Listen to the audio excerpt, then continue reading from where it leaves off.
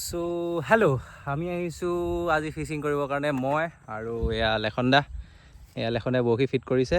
আমি আহিছোঁ ইয়াত দেখুৱাইছে জংঘলৰ মাজে মাজে।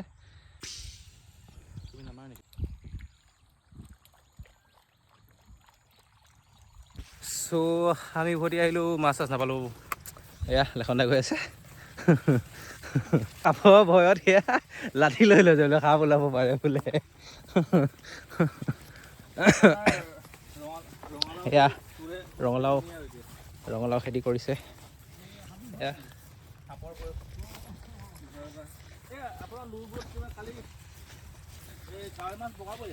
আমি বাইক চলাই গৈ আছোঁ আৰু লেখনদা সেই আগত গৈ আছে।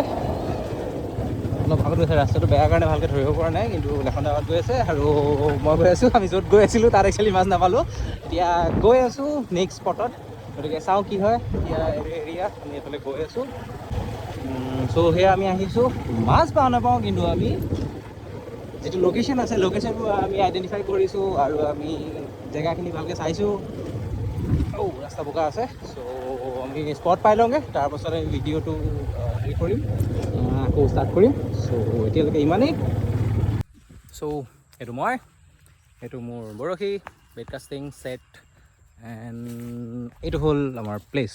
বাট মাছ নাই, বিকজ এইটো ছিজনত মাছ এতিয়া আৰু যে আহিব আশা ক্ষীণ।